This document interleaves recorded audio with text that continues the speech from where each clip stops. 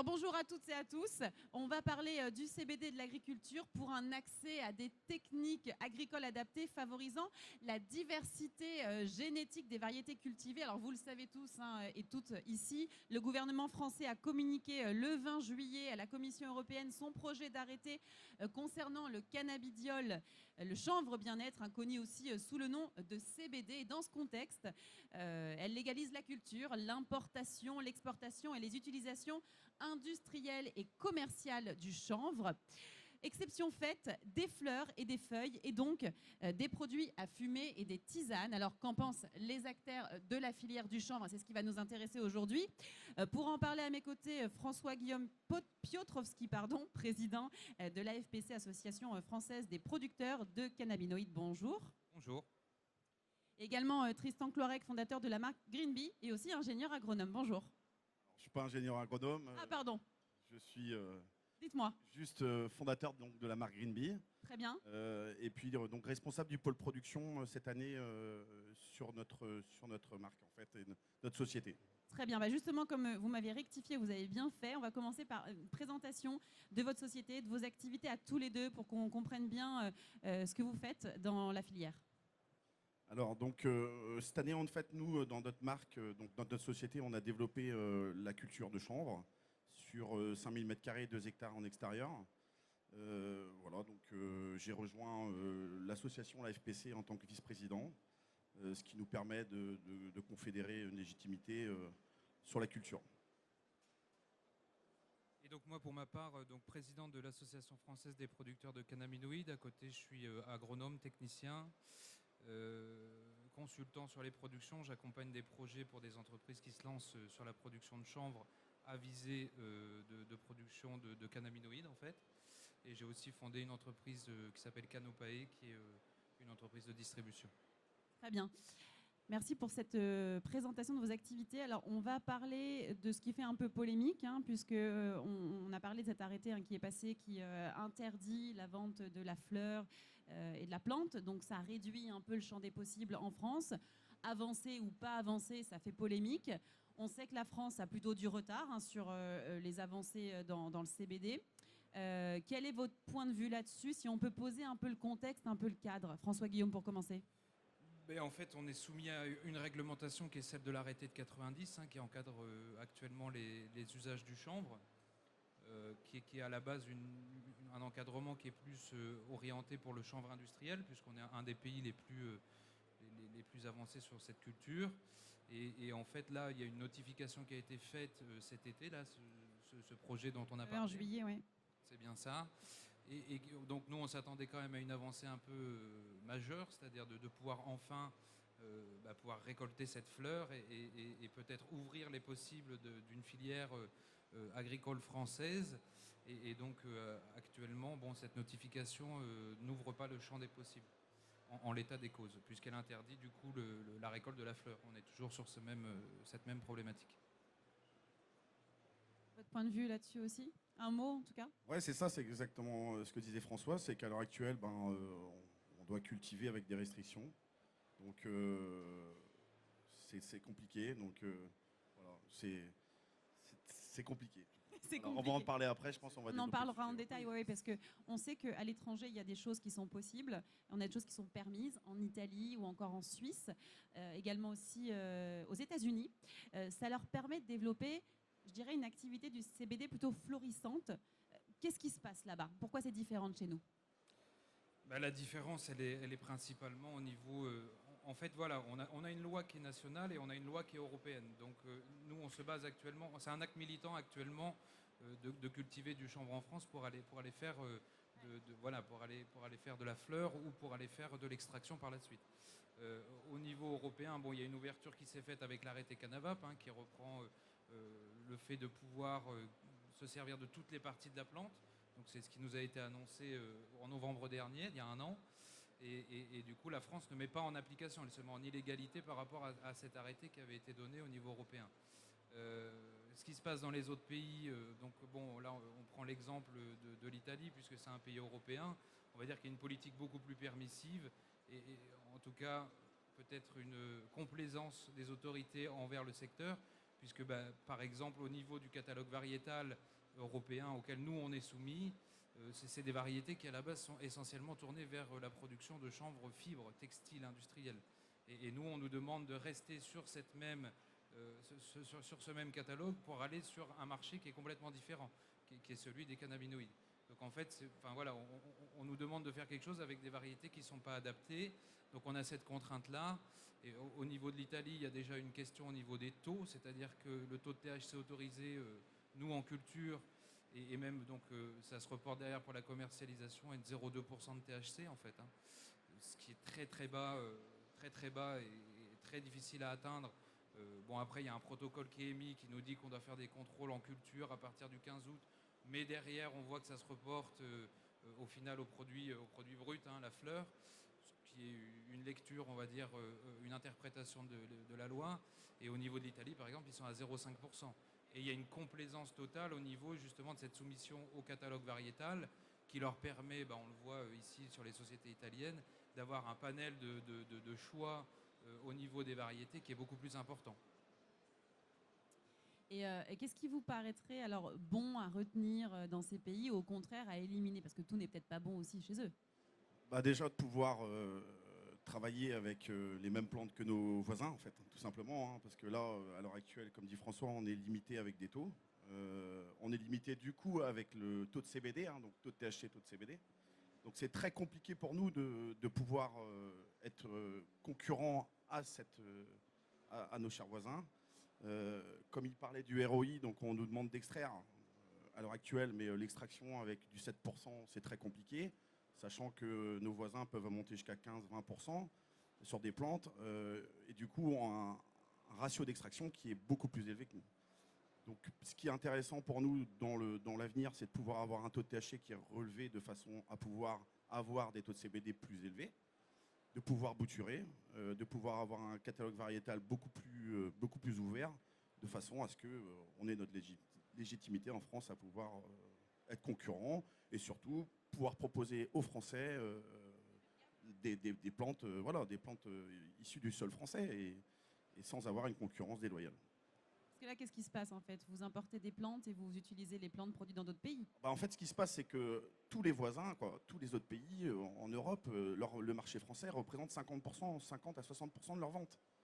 Donc nous, on se bat avec, nous on se bat avec du 0,20, moins de 0,20, 7%, 8% de CBD, face à des gens qui importent des fleurs à 15%, 10%, et même plus.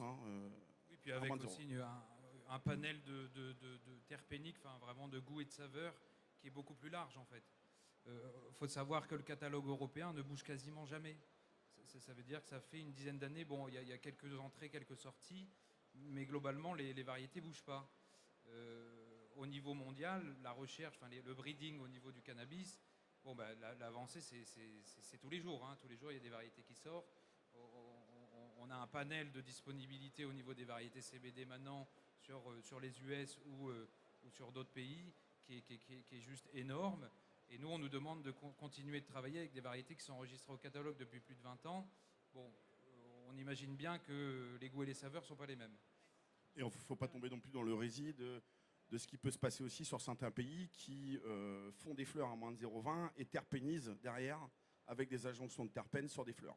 Donc là, on n'est plus du tout dans le côté organique de la plante. On fait ils font ils adaptent en fait, suivant le pays, et surtout la France, des arômes, des goûts, des terpènes sur des plantes, qui soient organiques ou synthétiques. On en arrive à la même chose que dans l'agroalimentaire, c'est-à-dire qu'on met des exhausteurs sur des fleurs pour pouvoir les vendre. Et en fait, un plant qui aura poussé, peu importe où dans le monde ou en Europe, qui va être à un taux supérieur à 0,2, subit un wash avec des solvants pour derrière réintroduire, des goûts et des saveurs pour être vendu sur le marché français.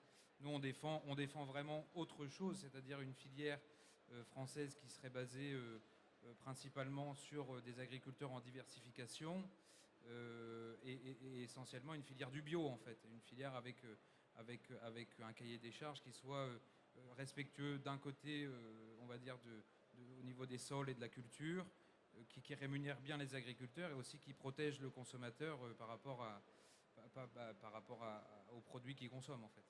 Et une traçabilité. En France, on a tout ce qu'il faut pour pouvoir le faire, c'est-à-dire apporter de la culture au consommateur final, une traçabilité parfaite, quoi. On sait le faire. On a beaucoup de gens, des professionnels en France, qui se sont expatriés à l'étranger avec leur savoir, et c'est pas normal, quoi. En France, on cultive du chanvre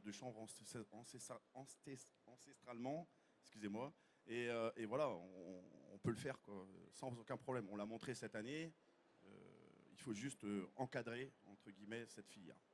Et si on reste justement dans le cadrage de la filière, au-delà de certaines barrières, ce serait quoi les conditions favorables pour sécuriser, pour cadrer? Parce qu'on sait que le cadre juridique, comme vous le dites, on pourrait faire de la traçabilité, etc. Ça reste un peu flou pour le CBD. On n'est pas encore très précis dans ce cadre légal, réglementaire. Qu'est-ce qu'il faudrait faire pour que ce soit plus clair? Reprendre les choses à zéro. Ouais, déjà. Je pense qu'on peut partir de là. C'est-à-dire, alors d'un côté, ça dépend peut-être plus du politique, mais d'avoir une réelle ambition de venir mettre en place ce nouveau secteur sur la France. Nous, on a fait des propositions, que ce soit avec le syndicat professionnel du chanvre ou nous via l'Association française des producteurs, de table ronde avec les ministères. Ça fait plusieurs fois qu'on essaye de vraiment avoir un interlocuteur et voilà, d'avoir une transparence totale sur ce qu'on est en train de mettre en place. Et c'est réellement très compliqué. Très compliqué. On a souvent des notes de non-recevoir ou des refus de recevoir. Actuellement, ce qui nous bloque, je pense que, voilà, faut le dire, c'est clairement le manque d'ambition politique de développer le secteur du CBD en France. Mais ça crée du coup une distorsion de concurrence. Et en fait, ce qui est un peu dommage, ce qui est un peu dommage pour la filière agricole, en tout cas française, c'est que la réalité, c'est que ce produit pourra toujours, via les traités européens de libre circulation des marchandises, rentrer sur le territoire français. Donc en fait, on tire une balle dans le pied la France se tire elle-même une balle dans le pied et voilà, on prive ses propres acteurs économiques du marché français. Donc c'est la réalité qu'on vit actuellement. Alors que ça pourrait rapporter énormément. C'est qu'économiquement parlant, il y a de grands enjeux aussi. Il y a des enjeux de faire du tissu, du textile. Il y a des enjeux à développer la graine, comme ça a été fait dans d'autres pays. Mais il y a beaucoup d'enjeux aussi, là, enjeux économiques à faire du CBD. Clairement, on le voit avec toutes les boutiques qui fleurissent. On sait très bien que de toute façon, à l'heure actuelle, la plupart des chanvrières sont à ras la gueule. Elles peuvent plus, elles ont du mal à vivre. Et on leur classifie les fleurs comme des déchets. Donc Mais voilà, il y a un problème là. Du grand n'importe quoi. Et par contre, on accepte que les fleurs étrangères, européennes, rentrent sur le sol français. Nous, on demande techniquement, on demande à notre ministère de l'Agriculture, à notre ministre de l'Agriculture de réagir là-dessus et de soutenir l'agriculture de façon à ce que derrière, il y ait une clarification qui se fasse. Et dans le bon sens par rapport à ce qui se passe en Europe. Ça, c'est vachement important. On sait qu'il y a déjà beaucoup de choses qui ont été menées face à cet arrêté. Il y a des demandes qui ont été faites. On va voir après si ça aboutit ou pas, mais ce sont des décisions qui vont être prises dans les mois à venir. On verra si effectivement il y a d'autres choses au niveau légal. Et si on en revient à aujourd'hui, maintenant, ce que vous avez pu faire, moi ça m'intéresserait de savoir comment vous avez pu développer des cultures dans les conditions actuelles. On voit qu'il y a des problématiques quand même. Ouais, c'est compliqué. Je sais que pour ma part, il a fallu que je respecte un catalogue. Voilà, donc forcément, avec les règles qui vont à côté, du moins de 0,20. Si on veut travailler sur des semences françaises, comme je disais tout à l'heure, on reste à moins de 7%. Si on veut aller sur le catalogue européen, on va avoir des choses un peu plus hautes, mais on va avoisiner les 10%. Cette année, c'est beaucoup d'argent investi pour au final avoir quelque chose qui ne soit pas sur un modèle économique de ce que font nos voisins, au niveau résultat. Encore une fois, comme il disait François tout à l'heure, c'est de mettre un pied dans la porte pour pouvoir montrer de quoi on est capable. Mais on le fait quelque part un peu cette année, quand même un peu à perte. On montre quand même, on sert d'exemple quelque part. Donc c'est notre travail, on est militant, donc on lâchera rien de toute façon, c'est clair. C'est une des premières fois de toute façon sur le modèle économique agricole qui se passe en France. C'est-à-dire qu'on impose des règles, on impose à amener des règles sur un produit. J'ai jamais vu ça. Proposer des choses. Voilà. ouais. Et Et pour, Qui sont limite imposés, oui, c'est vrai. pour reprendre la Guillaume, oui. question qui a été posée, c'est-à-dire que le cadre actuel n'interdit pas le fait de planter du chanvre. Nous, on se sert vraiment de ce constat-là. Donc, on peut planter du chanvre. Le problème, c'est pas le fait de cultiver. Le problème, c'est ce qui se passe après. Alors, c'est la vente. L'exploitation et la vente en fait de certaines. Concrètement, c'est ça. Donc, il n'y a pas de cadre. Il y a un cadre pour la culture, mais comme la fleur est jusqu'ici considérée comme un déchet, comme disait Tristan, en fait, on n'a pas d'externalité à la suite de la culture. Donc, c'est réellement un acte militant cette année qui a été qui a été pris par environ, nous au niveau de l'association, on a environ 200 adhérents. Donc il faut imaginer au niveau français cette année, qu'il y a environ à peu près, on estime entre 4 et 500 entreprises qui se sont lancées, alors à petite, moyenne et plus grande échelle, sur la culture de cannabis CBD. Voilà, sans savoir réellement où on va par la suite. C'est ce que dit Tristan, c'est-à-dire que c'est un peu ce qu'on a pu voir dans d'autres pays.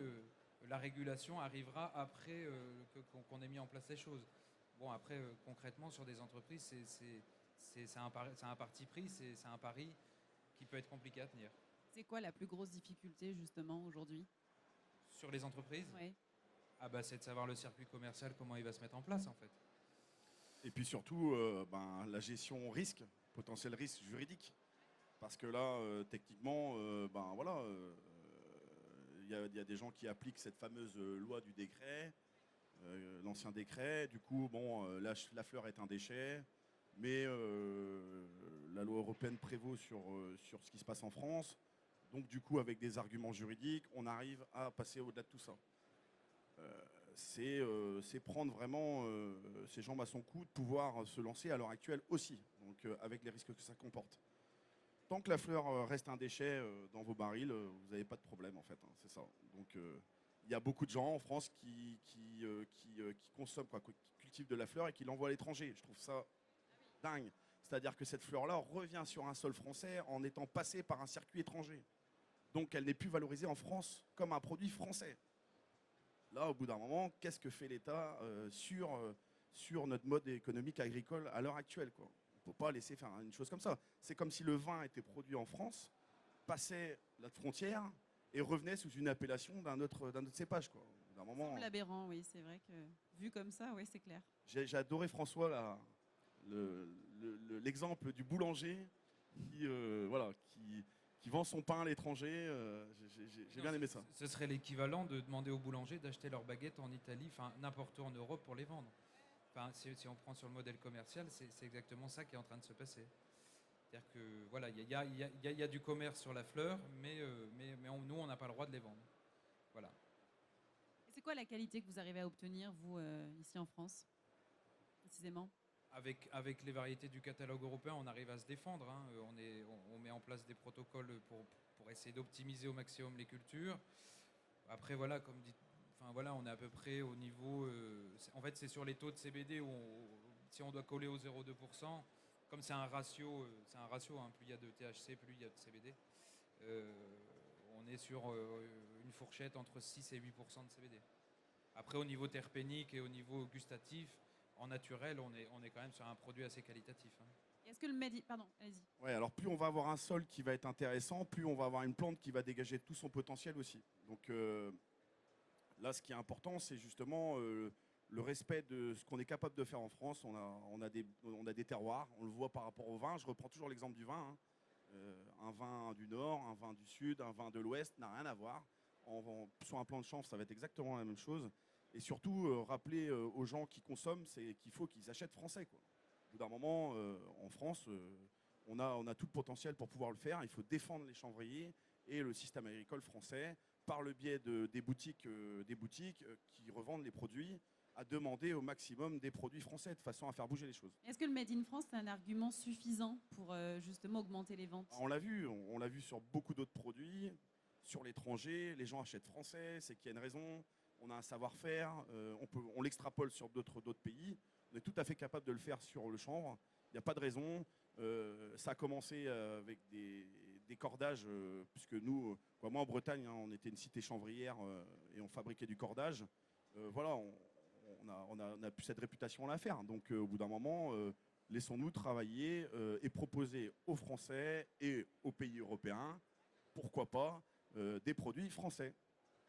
En fait, il y a ça, hein, il y a le Made in France déjà, et en fait, on a surtout un modèle agricole en France où on a vraiment développé la filière bio. Et en fait, on a un réel atout là-dessus parce qu'on a un vrai savoir-faire sur le bio. Il y a de la demande en plus, là, de plus en Il y a plus. une demande qui est énorme. Je veux dire, entre une fleur qui a été washée au solvant, reterpénisée avec des profils aromatiques, et une fleur 100% naturelle, qui a été cultivée sur un protocole bio et qu'on peut le certifier, voilà, pour moi, il n'y a pas de comparaison. Après, à l'heure actuelle, on commence à avoir quelques soucis au niveau justement des certifications bio parce que le CBD est en débat et que du coup, on nous retire les certifications bio sur le chanvre. Bon, on se retrouve sur un problème qui fait que s'accumuler. Ouais, alors ça, c'est la plus grosse hérésie aussi, hein. C'est jamais vu, c'est-à-dire que, comme dit François, à l'heure actuelle, on a des fleurs donc, qui arrivent sur le marché français avec des terpènes. Il y a des gens qui font de l'organique, il y en a d'autres qui font du synthétique. Donc là, le contrôle, déjà, il est quand même sur notre état de santé, il n'est pas au top. On sait qu'on est sur des produits bien-être. Donc qui dit bien-être, qui dit le maximum du potentiel que peut développer la plante, et donc naturel. Et on se retrouve, nous, à ne pas avoir de certification biologique sur des fleurs. C'est-à-dire qu'on a le droit de certifier la tige et la graine, mais on n'a pas le droit de certifier la fleur. C'est vrai qu'on tourne dans des aberrations, ça je suis d'accord, effectivement. Là, quand on écoute ça comme ça, on se dit mais pourquoi? Là, il y a vraiment quelque chose en termes de politique qui est en train Un blocus, ouais. de bloquer. Alors après, c'est pour ça aussi qu'au sein de la FPC, vous révoltez, hein, je puis dire, vous proposez des choses. Comment ils vivent cette situation, d'ailleurs, les adhérents de la FPC? Comment c'est vécu? Voilà, C'est décourageant, non? on voit là qu'il y a du monde que ça intéresse la culture du chanvre en France. Vaut mieux s'accrocher pour se lancer dans ce genre d'entreprise, hein. Ils le vivent comment? Ils le vivent par passion en fait, hein. Concrètement, on a quand même une base d'adhérents. En fait, on a un double, au niveau des profils des adhérents, à 75%, c'est des agriculteurs qui sont déjà installés et qui cherchent la diversification. Donc voilà, on est tous conscients, j'imagine, de la crise économique que traverse l'agriculture française actuellement. C'est une réelle opportunité pour des spécialistes du végétal de se diversifier et d'arriver sur des productions avec des valeurs ajoutées intéressantes. Et après, on a des spécialistes qui vont faire vraiment un modèle plus spécialisé sur de la culture de chanvre, qui n'auront pas forcément d'autres productions à côté. Après, comment ils le prennent? Ils le prennent comme ils peuvent le prendre, c'est-à-dire au jour le jour. On a des décisions qui tombent des fois auxquelles on ne s'attend pas. Après, nous, au niveau de l'association, on mène, notre premier axe, c'est vraiment la défense du secteur et on vise non seulement l'information, mais la régulation. On mène un combat juridique maintenant depuis un an. On a eu une première étape qui a été franchie la semaine dernière, puisqu'on avait déposé en juillet un recours au Conseil d'État avec une question préjudicielle de priorité et qui a été renvoyé au Conseil constitutionnel. Alors, ce sera la prochaine étape. Rendez-vous dans 3 mois, puisqu'ils ont 3 mois pour statuer.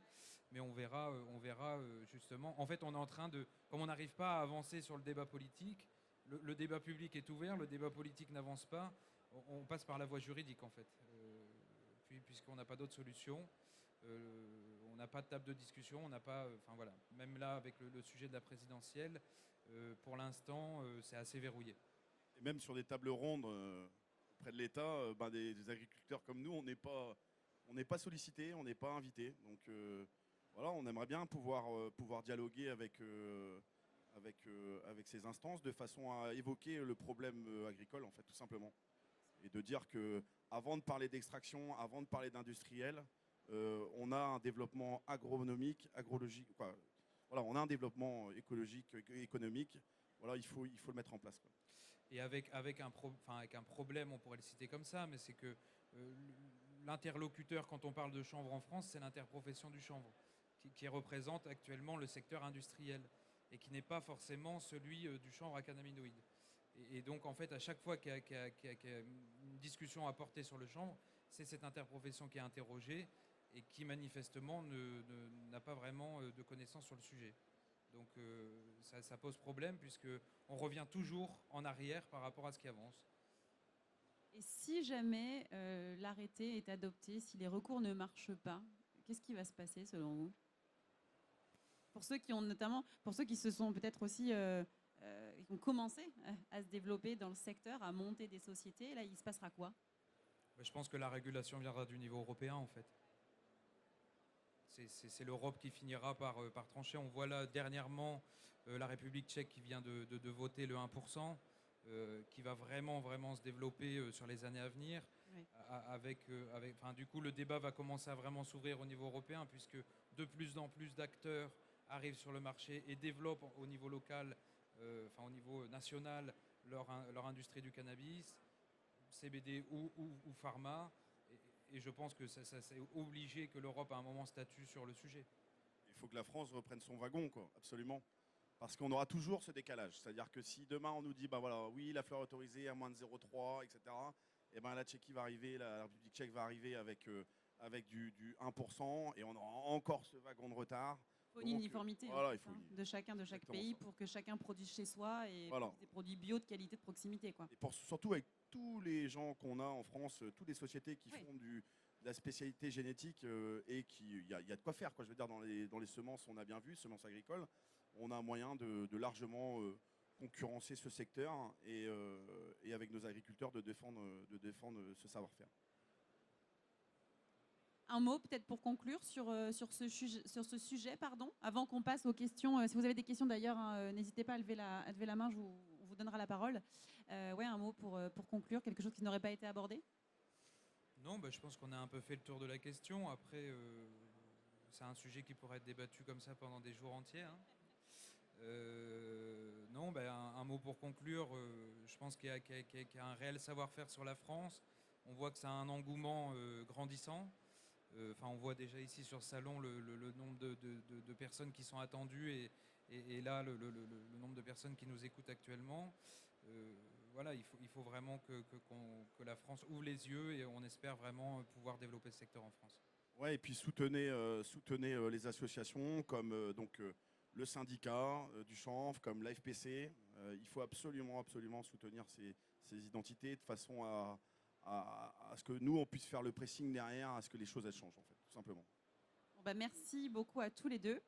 On va voir, est-ce qu'il y a des questions dans le public et que quelqu'un voudrait poser des questions à nos intervenants? Oui? Alors, je vais me déplacer pour vous entendre. On va peut-être même vous donner un micro. Ce sera plus simple.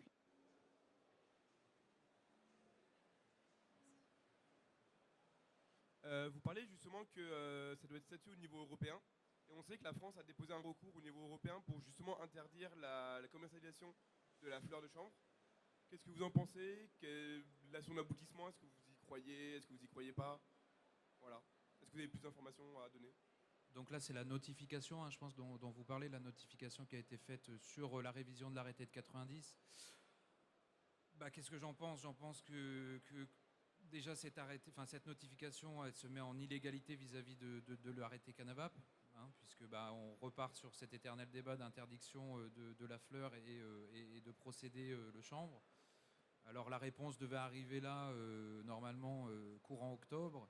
Je pense que là, par rapport à la QPC qui part au Conseil constitutionnel, je pense que ça a un peu retardé cette arrivée de cette notification qui devait avoir lieu en octobre.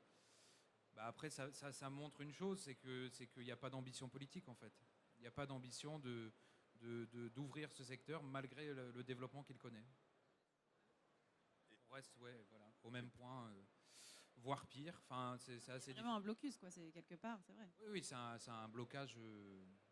Alors, je ne sais pas qui est le meilleur lobbyiste dans tout ça, mais l'image Cana, ça dérange, en fait, hein. Donc là, c'est vrai qu'il y a de plus en plus de gens consomment du chanvre, hein, parce que c'est mieux de parler du chanvre que du cannabis, c'est sûr.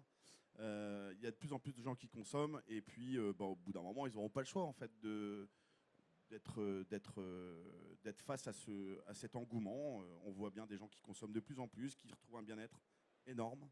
Il y a des scientifiques de toute façon qui l'ont apporté, hein, la valeur scientifique de de l'absorption phytocannabinoïde en notre corps. Hein, donc, On en parlera aujourd'hui. Il y aura des conférences Alors. aussi avec des médecins justement qui parleront du bienfait du cannabis pour les douleurs. Donc cannabis, alors je parle CBD plutôt pour le coup, mais ouais. L'importance des phytocannabinoïdes de manière globale. Ouais. Oui, c'est ça exactement. Merci. Du coup, est-ce qu'il y a d'autres questions dans le public? Alors faites passer le micro s'il vous plaît. Allez-y. Bonjour. Je voulais savoir, donc vous avez Green Bee 2 hectares en extérieur et 5000 m² sous serre. La question c'est, donc il y a ce fameux arrêté.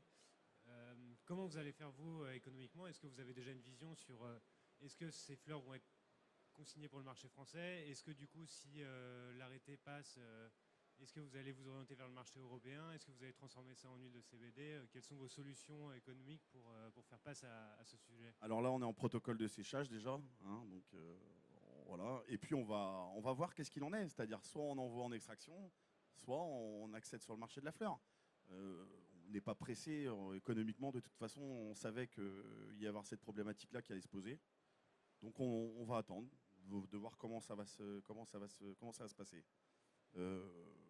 On aimerait que les deux soient valorisés et que si l'extraction est faite, elle soit faite dans un pays français, qu'on donne l'opportunité à des extracteurs. On a un savoir-faire en France d'extraction qui est énorme. Et pourquoi aller envoyer ça en République tchèque ou chez les Suisses, quoi, pour encore avoir un produit qui est dénaturé au final, parce qu'il n'a plus la valeur française, une fois de plus. Donc on va attendre de voir comment ça se passe. C'est toute une histoire encore du droit de l'extracteur de pouvoir en extraire le THC. Il y a des protocoles de séparation qui fonctionnent très bien. Il faut juste donner le droit à ces extracteurs de pouvoir traiter le THC comme il se doit en fait. Oui, ça a été un peu l'ineptie de justement la notification pour faire le parallèle. C'est-à-dire qu'on nous a dit à un moment, là, on prévoyait de nous dire il faut avoir un contrat avec un transformateur. Le problème, c'est que les transformateurs en France ne peuvent pas transformer. Donc c'est là où on se dit, mais là, on marche vraiment sur la tête. C'est-à-dire que la plupart des labos d'extraction qu'on a sur la France, on est un des pays qui sommes les plus avancés hein, au niveau de l'extraction. On est très très fort en France. Et en fait, quand on parle avec les extracteurs, ils nous disent, en fait, il y a un moment dans le processus d'extraction où forcément il y a un concentré qui sort. Donc le THC est reconcentré. Et en fait, ils n'ont pas d'autorisation spécifique pour pouvoir manipuler cette molécule, même si derrière il la dilue.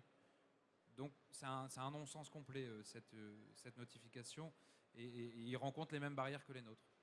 Donc il faut avoir un contrat avec une société qui va travailler avec un extracteur étranger pour valoriser des produits qui ne seront même plus français. C'est un peu ce qu'on nous raconte. On nous raconte d'aller du coup sortir tout du territoire. Donc après, au niveau de la commercialisation, ce qui est en train d'être imaginé par certains groupements de chanvriers, c'est d'aller faire le tour du poteau, on appelle ça, c'est-à-dire de pouvoir envoyer la biomasse et de la récupérer peut-être derrière ou de la revendre à un pays étranger. Mais pour l'instant, au niveau de la commercialisation, c'est un peu cette problématique-là qui se pose. Avec les inflations de taxes qui vont avec. Hein. C'est-à-dire votre produit, il sort, il est taxé, il revient, il est retaxé. Alors déjà qu'on n'est déjà pas sur une concurrence loyale, mais alors là, ça devient une kermesse complète, quoi. Je pense que là, on a bien compris. Ouais, c'est clair. Une autre question dans le public? Oui, on peut passer le micro, s'il vous plaît, merci.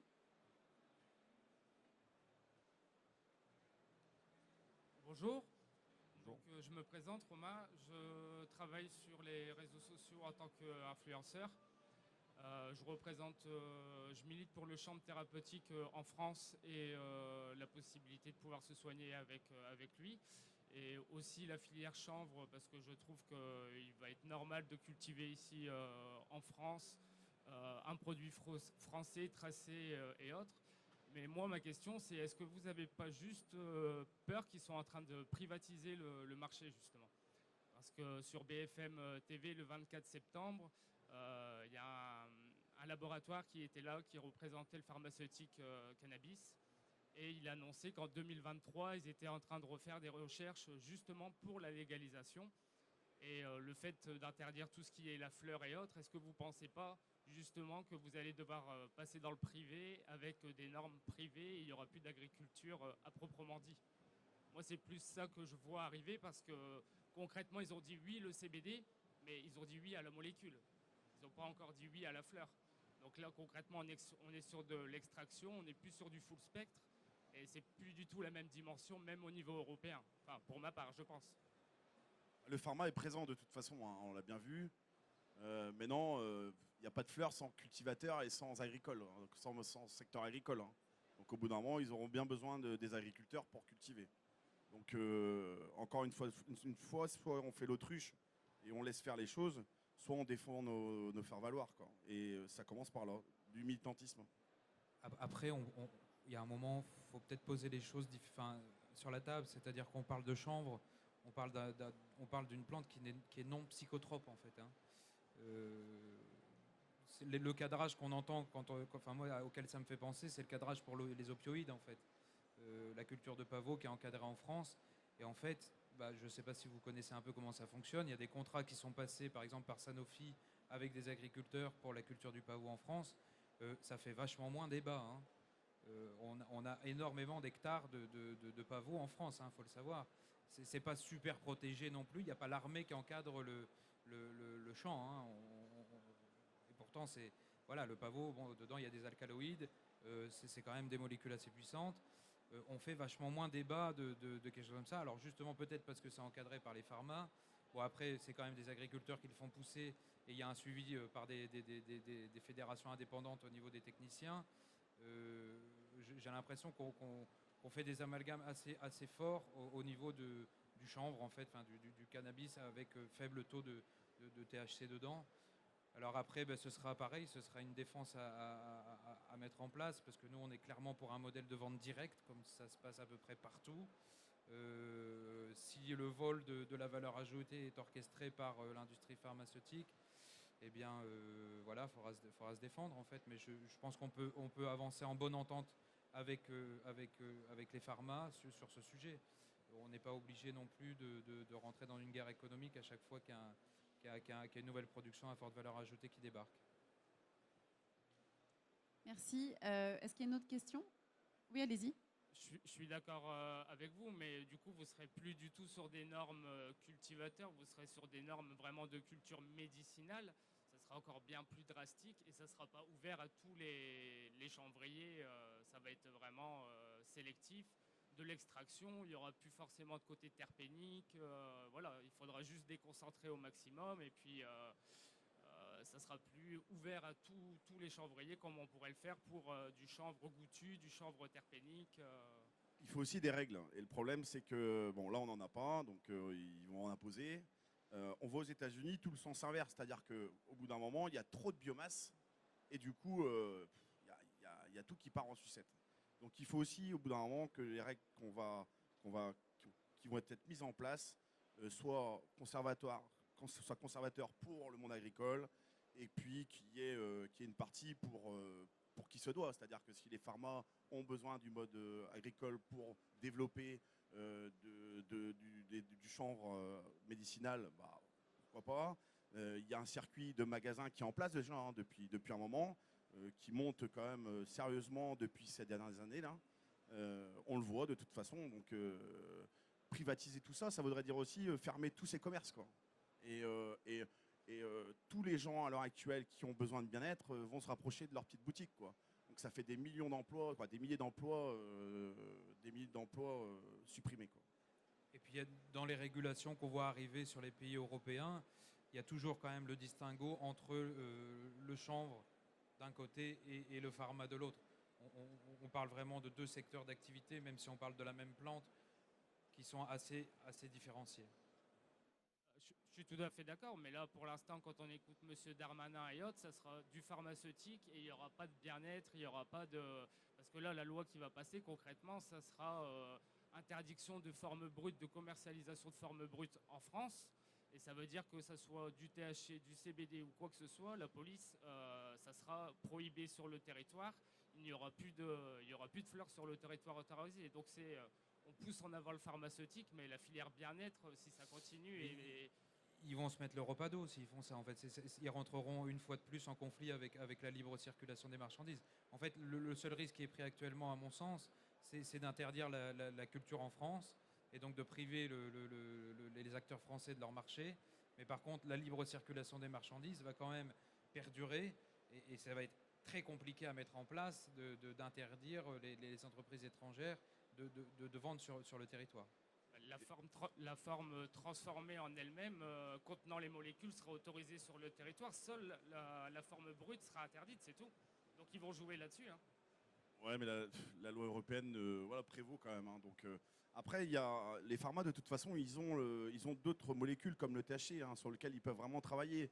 Il y a une demande de toute façon au niveau médical, on le voit à l'étranger.